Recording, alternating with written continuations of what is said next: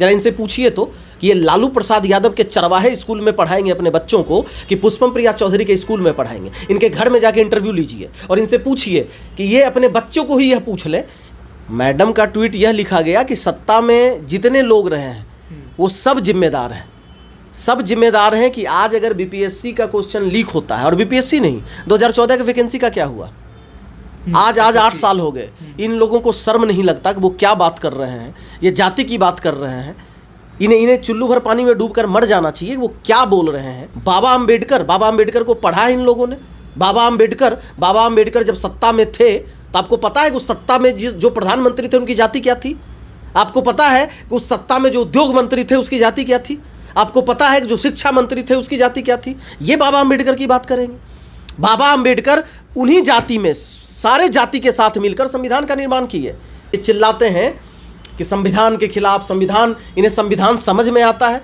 ये आज हाथ में माइक लेकर कुछ से कुछ वीडियो वायरल करने के लिए कुछ से कुछ बोलते हैं। संविधान का क्या मतलब होता है? जरा इनसे पूछिए, कभी मौका मिलेगा। संविधान का मतलब होता है कि 15-15 साल तक आप सत्ता पर बैठे रहें।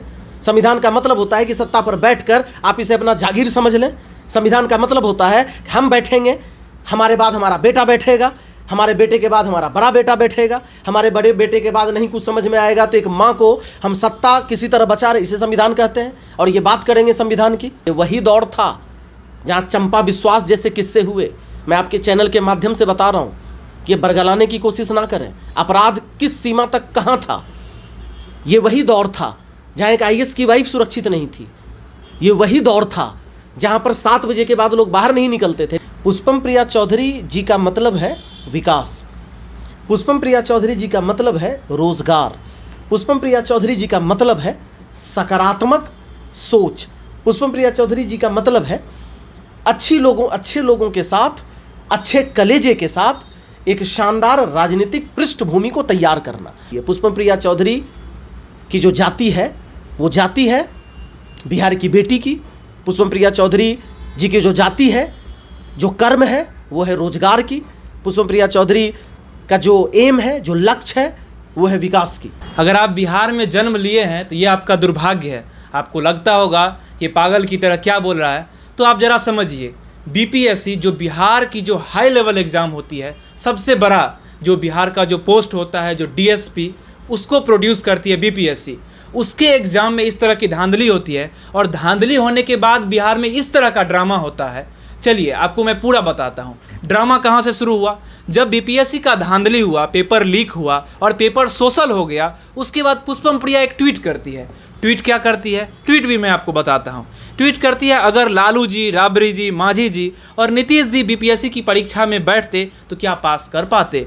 ये ट्वीट करती है। इसमें क्वेश्चन मार्क लगा हुआ था। उसके बाद इस प्रश्न के उत्तर में ही बिहार लोक सेवा आयोग जैसी संस्थाओं के संस्थागत पतन की कहानी छुपी है। लोकतंत्र में जैसा नेता वैसी व्यवस्था। इसके बाद ये राजनीति में भूचाल आ गया। कुछ पत्रकार भी जो जाति को सपोर्ट करते हैं वो भी कुछ इधर उधर का वीडियो बनाए और ऐसे ही एक वीडियो वेद प्रकाश बनाए और वेद प्रकाश प्लूरल्स पार्टी के ऊपर में बहुत सारा वीडियोस बनाए और उसका जो जवाब देने के लिए हमारे पास प्लूरल्स पार्टी के प्रवक्ता कुमार कन्हैया जी हैं। चलिए सबसे पहले उनसे बातचीत करते हैं, आखिरकार वो उनका क्या प्रतिक्रिया देना चाहते हैं उस सवाल पर और क्या कहना चाहते हैं। सबसे पहले तो आपको रेबल न्यूज़ इंडिया में स्वागत करता हूं पंकज। थैंक यू, धन्यवाद।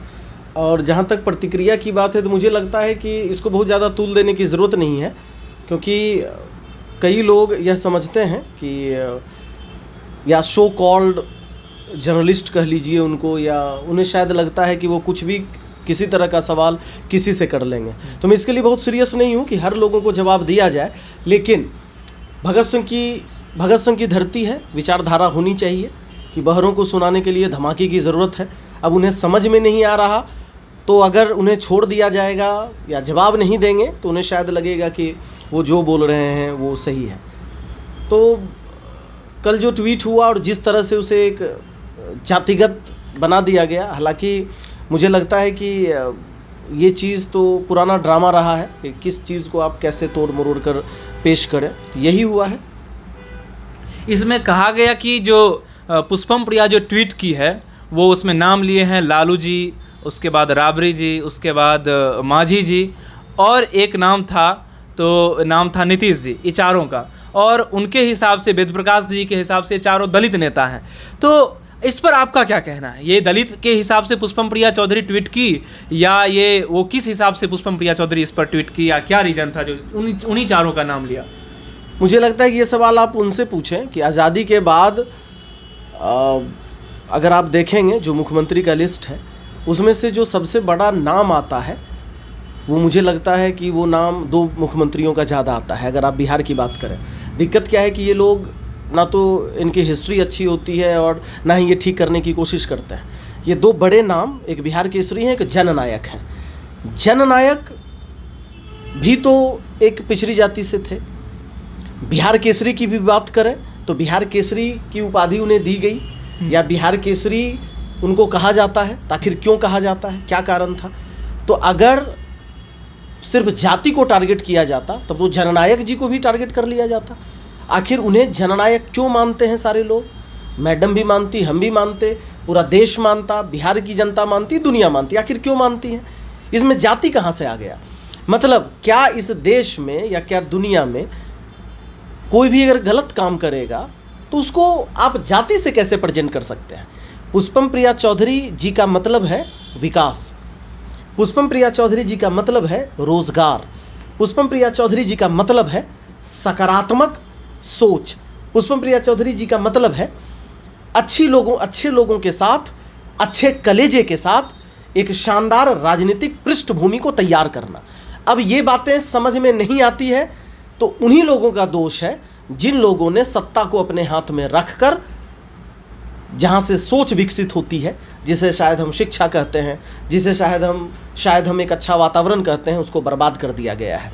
तो अगर आपको कुछ से कुछ बोलना है तो मुझे लगता है इन सब लोगों को तुल देने की ज़रूरत है कि भगवान ने मुंह दे दिया और आप कुछ से कुछ जवाब देने लगे, बोलने लगे। फिर मैं स्पष्ट कर दूं ताकि यह भी ना लगे कि मैं बातों को घुमा फिरा कर बोल रहा हूं। जाति अगर होती तो जननायक तो पिछड़ी जाति से थे, उनके बारे में भी लिखा जाता। अब बातें कि इन्हीं की बातें क्यों हो रही है? क्योंकि आपके चैनल के माध्यम से बता रहा हूं कि इन लोगों ने जितना बर्बाद किया है बिहार को, इसमें कहीं को दो राय नहीं है कि लोगों का जीना दुर्लभ हो गया है। आज नहीं हुआ है, ये पहले से होता रहा है। जब से ये सरकारें थी, इनसे पहले भी जो सरकारें रही हैं वो भी भ्रष्ट रही हैं। ऐसा नहीं कि सिर्फ इन्हीं की बातें थी।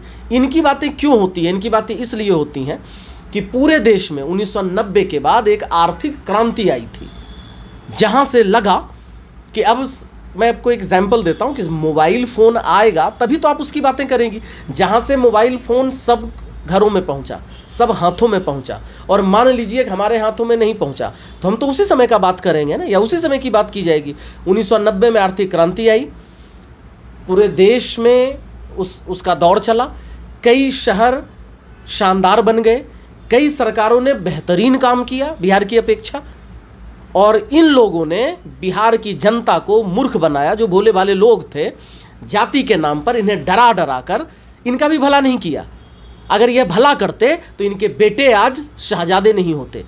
आज ये अपनी जाति का भी अगर भला कर देते तो हम मान जाते कि चलो कम से कम ये जाति का नाम लेते हैं, कम से कम अपनी जाति का तो भला कर दें, तो मान लेते कि चलिए ये जाति की बात करते हैं और इस तरह बरगलाने की कोशिश ना करें। ये वही दौर था जहाँ चंपा विश्वास जैसे किस्से हुए। मैं आपके चैनल के माध्यम से बता रहा हूँ कि ये बरगलाने की कोशिश ना करें। अपराध किस सीमा तक कहाँ था? ये वही दौर था जहाँ एक IAS की वाइफ सुरक्षित नहीं थी। ये वही दौर था जहाँ पर 7 बजे के बाद लोग बाहर नहीं निकलते थे। लेकिन मैं उसकी बातें नहीं करने जा रहा हूँ। जैसी ही आप तैयारी करेंगे, अगर आप अपने बच्चों की परवरिश में उसको जैसा परवरिश देंगे, आप उन्हें जैसा लाड़ प्यार देंगे, जैसा सम्मान देंगे, बच्चा भी उसी तरीके से बनेगा। तो इन लोगों ने बिहार की सत्ता पर बैठकर जिस तरह से बिहार को पाला पोसा, यह गर्त में चला गया। और इन्हें शर्म नहीं लगता? ये ऐसे लोगों को, इसे लोकतंत्र कहते हैं, ये चिल्लाते हैं कि संविधान के खिलाफ, संविधान, इन्हें संविधान समझ में आता है।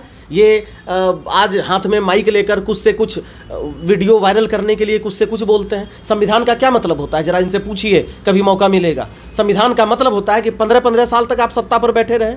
संविधान का मतलब होता है कि सत्ता पर बैठकर आप इसे अपना जागीर समझ लें। संविधान का मतलब होता है हम बैठेंगे, हमारे बाद हमारा बेटा बैठेगा, हमारे बेटे के बाद हमारा बड़ा बेटा बैठेगा, हमारे बड़े बेटे के बाद नहीं कुछ समझ में आएगा तो एक माँ को हम सत्ता किसी तरह बचा रहे, इसे संविधान कहते हैं। और ये बात करेंगे संविधान की। मतलब इतना ज़्यादा नशा करवा दिया गया है, इन लोगों ने करवा दिए। और इन लोगों की पार्टी को जो ज्वाइन किए उन्हें यह भी समझ नहीं आता कि हम क्या बोल रहे हैं, हम किसके बारे में बोल रहे हैं। ये महिला की बात कर रहे हैं, एक महिला की बात कर रहे हैं, दूसरे महिला के बारे में अपशब्द बोल रहे हैं। इनको क्या बताया जाए? मुझे तो शर्म भी लगता है। मैं आज सुबह से 50 बार सोच रहा था, इन लोगों को जवाब देना जरूरी है क्या? इन लोगों को जवाब देना, ये चैलेंज करते हैं, ये चैलेंज करते हैं कि मैं खुला चैलेंज करता हूँ। पता नहीं डॉक्टर भी लगाते हैं, ये एक्टिविस्ट कहते हैं। एक एक्टिविस्ट अनुशासन कि आप क्या बोल रहे हैं एक ऐसी लड़की के बारे में जो कि शायद आज हर घर की बेटी का सपना होगा कि वैसी बेटी बन जाए। जरा इनसे पूछिए तो कि ये लालू प्रसाद यादव के चरवाहे स्कूल में पढ़ाएंगे अपने बच्चों को कि पुष्पम प्रिया चौधरी के स्कूल में पढ़ाएंगे। इनके घर में जाके इंटरव्यू लीजिए और इनसे पूछिए कि ये अपने बच्चों को ही यह पूछ ले कि पुष्पम प्रिया चौधरी एक लंदन में पढ़कर एक लेडी आई है, तुम वैसी बनना चाहोगी कि लालू प्रसाद यादव या नीतीश कुमार जैसे, या कोई भी, सुशील कुमार मोदी ही जिस तरह से बात करते हैं। मैं इसकी बात, लेकिन सुशील कुमार मोदी कभी चीफ मिनिस्टर नहीं रहे हैं, इसलिए उनकी बातें नहीं की जा रही है। बातें की जा रही है उन लोगों की जो चीफ मिनिस्टर रहे हैं। और इस वीडियो में इन्होंने रामविलास पासवान का भी जिक्र कर दिया, उसके बारे में तो ट्वीट नहीं किया गया। तो ये क्या बताने की कोशिश कर रहे हैं कि रामविलास पासवान डीएसपी, ये नहीं, उनका क्या मतलब था भाई? रामविलास पासवान का तो जिक्र नहीं था, वो तो कभी मुख्यमंत्री नहीं बने थे, लेकिन फिर भी उस वीडियो में बताया जा रहा है। तो शायद उनको यह लगता है कि ये जिन जाति की बात कर रहे हैं वो जाति वही है जिनको जैसे मूर्ख बना दिया जाए। जिनको गलत अगर किसी ने किया तो इसका मतलब ये नहीं है ना कि दूसरा आकर महागलत कर दे, क्योंकि हमें साथ में रहना है, एक सौहार्द समाज बनाना है, एक अच्छे समाज का निर्माण करना है। तो मुझे लगता है कि इसको बहुत तूल देने की जरूरत नहीं है, लेकिन आपने सवाल किया तो ज़रूरत था ये मैसेज लोगों तक जाने के। हमेशा 30 साल की बात करते, सिर्फ 30 साल की बात ही क्यों? और वो कह रहे हैं जो 30 साल से जो पहले थे, जो श्री कृष्ण सिंह थे, उसके बाद ये जननायक थे, तो उनकी बात क्यों नहीं करते? मिश्रा जी थे, मिश्रा जी की बात क्यों नहीं होती है? श्री कृष्ण सिंह की बात क्यों नहीं थी? क्योंकि वो अगड़े जाति के थे। और ये सब, ये जो 30 साल के अंदर में जितने भी नेता वो मुख्यमंत्री बने हैं, ये सब पिछड़े जाति के थे, इसीलिए इनको टारगेट किया जाता है। उनका कहना ये होता है। इस पर आपकी क्या प्रतिक्रिया है? नहीं तो 1990 से आप मुझे एक अगड़े जाति का नाम बताइए जो चीफ मिनिस्टर रहे हैं। अगर वो चीफ मिनिस्टर रहते और उनकी बातें नहीं की जाती तब आप यह सवाल पूछ सकते थे। चीफ मिनिस्टर की बात हो रही है, जाति की बात नहीं हो रही है। अब आप उसमें जाति ला रहे हैं तो ये आपका दोष है। हम अब बताने की कोशिश कर रहे हैं कि इन लोगों ने सत्ता को, संविधान को अपना जागीर समझ लिया। बाबा अंबेडकर को पढ़ा इन लोगों ने। बाबा अंबेडकर जब सत्ता में थे तो आपको पता है कि उस सत्ता में जो प्रधानमंत्री थे उनकी जाति क्या थी? आपको पता है कि उस सत्ता में जो उद्योग मंत्री थे उसकी जाति क्या थी? आपको पता है कि जो शिक्षा मंत्री थे उसकी जाति क्या थी? ये बाबा अंबेडकर की बात करेंगे। बाबा अंबेडकर उन्हीं जाति में, सारे जाति के साथ मिलकर संविधान का निर्माण किए। और ये लोग, इनको क्या लगता है कि आज अगर पुष्पम प्रिया चौधरी जी ने एक टीम बनाया है तो ये पढ़े लिखे लोगों की टीम है। आपकी तरह उससे कुछ बात नहीं करेंगे, लॉजिकल बात करेंगे, तथ्यों के साथ बात करेंगे। क्या बाबा साहब अंबेडकर जब थे, जिस समय वो संविधान लिखे थे, जब उन्होंने संविधान बनाई, तो उन्होंने तो नफरत की बात नहीं की थी। आज ये बाबा साहब का नाम ले लेकर अरे इन्हें समझाइए, बाबा साहब का नाम लेते हैं तो बाबा साहब हमेशा अपने आदर्शों में रहे थे। बाबा साहब ने एक सामाजिक सौहार्द की बात की, कभी नफरत की बात नहीं की, हमेशा कोट पैंट ब्लेजर में हमेशा रहते थे। आज यह मैडम आई है उन्हीं के आदर्शों से, वहीं से पढ़ के आई है जहाँ से बाबा साहब पढ़ के आए हैं। वही कपड़े पहनने की कोशिश कर रही है जो बाबा साहब पहनते थे। और आज ये सिखाएंगे कि संविधान की बात कीजिए। इन्हें सिखाने की ज़रूरत है। इन्हें समझ में नहीं आता तो ये स्कूल को ज्वाइन कर लें। और मुझे लगता है कि उस बात का भी जिक्र हो, 90 में आर्थिक क्रांति आई थी। 90 के बाद एक दौर था, मोबाइल आया, कंप्यूटर आया। वो एक ऐसा दौर था, वो एक ऐसा पॉइंट्स था, वो एक ऐसा ग्लोबलाइजेशन का दौर था, वैश्वीकरण का दौर था कि अगर ये लोग स्मार्ट होते और थोड़ा सा 10% भी अपने परिवार के अलावा इन्हें मोहब्बत होती तो आज बिहार इस स्थिति में नहीं होता। इसलिए 90 के बारे में बात की जाती है, इसलिए नहीं बात की जाती कि वो किस जाति के थे। अगर यह बात अगर ऐसी बातें की जाती पार्टी के तरफ से या मैडम के तरफ से तो क्या जरूरत था इतना संघर्ष करने का। यहाँ तो बहुत आसान है, जाति के नाम पर सेना बनाइए, शक्ति प्रदर्शन कीजिए और किसी को चीफ गेस्ट बुलाइए, जो भी बुलाया भी गया कुछ दिन पहले, उन्हें चीफ गेस्ट बुलाइए, उनसे माफ़ी मंगवाइए और बहुत ही आसान तरीके से लोगों को कहिए कि भाई हम तुम्हारे जाति के लीडर हैं, मतलब हम आपको जमा इसलिए कर रहे हैं क्योंकि जाति के नाम पर मुझे राजनीति करनी है। मैडम भी यही काम कर लेती। क्या ज़रूरत था सब लोगों को एक साथ जमा करने का, रोजगार के नाम पर, शिक्षा के नाम पर? क्या ज़रूरत था इस चीज़ का? उसी वीडियो में चर्चा करते हैं कि प्लुरल्स पार्टी जो है भूमियारों की पार्टी बन गई है। इस पर आपकी क्या कहना है? वो लोग कह रहे हैं जो प्लुरल्स पार्टी भूमियारों की पार्टी है, ऊपर से नीचे तक जो है वो जो एक्टिविस्ट हैं वो कह रहे हैं जो ऊपर से नीचे तक लोग पूरे भूमियार ही उसमें भरे हुए हैं। क्या कहना है इस पर, आपकी क्या राय है? अब देखिए, everything looks yellow to a jaundiced eye. सब सावन के अंधे को सब कुछ हरा ही देखता है। जैसे अगर आप एक लिस्टिंग कर रहे हैं तो आपको यह नहीं दिखा कि जब आप उसको जब बना रहे होते हैं तो आपके लिस्ट में हर जाति के लोग हैं, उस लिस्ट में पिछड़ी जाति के लोग हैं और हमारे कर्मठ वॉलेंटियर हैं। मैं नहीं चाहता कि नाम लूं ताकि जाति की बात हो या उसमें जातिगत बू आए, लेकिन मुझे गर्व है कि हमारे कर्मठ वॉलेंटियर हैं और जाति से नहीं है। क्यों? क्योंकि एक ही विजन से वो ज्वाइन किए हैं, मुझे बिहार बदलना है। इसलिए मैं उनका नाम नहीं ले रहा, उनकी जाति की बात नहीं कर रहा। हमारे टीम में हमारे एक मुस्लिम लीडर हैं, हमने कभी उस चीज़ का जिक्र नहीं किया। क्यों? क्योंकि मुझे गर्व है वो एक हाई क्लास प्रोफेशनल लोग हैं। तो हमने तो कभी जाति देखा ही नहीं, और अब उसमें से आप बोलें कि यह भूमियारों की पार्टी है। अरे भाई साहब, जो यह बात बोल रहे हैं उनसे जाके पूछिए कि क्या ज़रूरत थी, अभी जो आप सभा में गए, भूमियार ब्राह्मण के मंच पर गए, क्या ज़रूरत थी जाकर वहाँ पर आपको जाने की? आप कैसे लोगों को बता रहे हैं? ट्रेनिंग दीजिए इन लोगों को। ये लोग बोल रहे हैं कि एक भूमियारों की पार्टी है और एक भूमियारों की जगह पर आप जाते हैं और बोलते हैं कि हम जाति की बात नहीं करते हैं, और अपने कार्यकर्ता, जिसको आप कार्यकर्ता कहते हैं, एक्टिविस्ट कहते हैं, पता नहीं कहाँ से वो यह बात करते हैं। अरे भाई, पहले सवाल इन्हीं से कर लेना चाहिए, पहले डिप्टी चीफ मिनिस्टर से सवाल कर लेना चाहिए कि आप अगर जा रहे हैं कि हम जाति की बात नहीं करते तो कैसे लोगों को ट्रेनिंग दिए हैं। पहले इन लोगों को ट्रेनिंग दीजिए कि बोलना क्या है, कहाँ क्या बोलना है, कैसे बोलना है, उसके बाद। और अगर इसी पार्टी की जाति होती, अगर इसी जाति की यह पार्टी होती, मान लीजिए कि अगर इसमें यही जाति की पार्टी होती, तो आखिर इतनी मेहनत करने की क्या ज़रूरत थी? सारे धर्म, सारी जाति को ले जा एक साथ रखने की क्या ज़रूरत थी? बहुत आसानी से जाति के नाम पर बना दिया जाता। देखिए, आपको जो चीज़ जिस स्कूल में आप पढ़ेंगे ना, तो आपको शिक्षा भी उसी स्कूल के अनुसार मिलेगी। वो जातिगत स्कूल में पढ़े हैं जो भी ये लोग पूछ रहे हैं, तो उन्हें सब जगह जाति दिखती है। हम यह बात कर रहे हैं तो मेरी जाति ढूंढ लेंगे, आप यह बात कर रहे हैं वो आपकी जाति ढूंढ लेंगे, किसी और के पास जाएंगे तो वो उनकी जाति ढूंढ लेंगे।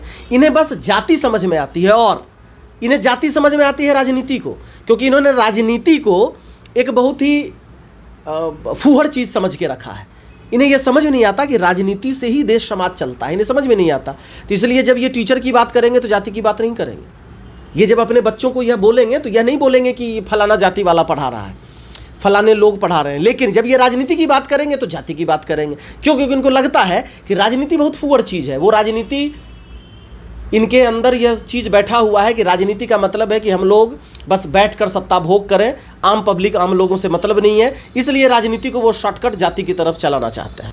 मैडम का ट्वीट यह लिखा गया कि सत्ता में जितने लोग रहे हैं वो सब जिम्मेदार हैं, सब जिम्मेदार हैं कि आज अगर बीपीएससी का क्वेश्चन लीक होता है, और बीपीएससी नहीं, 2014 की वैकेंसी का क्या हुआ? आज 8 साल हो गए। इन लोगों को शर्म नहीं लगता कि वो क्या बात कर रहे हैं? ये जाति की बात कर रहे हैं। इन्हें चुल्लू भर पानी में डूबकर मर जाना चाहिए। वो क्या बोल रहे हैं? इन्हें थोड़ा सा भी कोई पीड़ा नहीं है।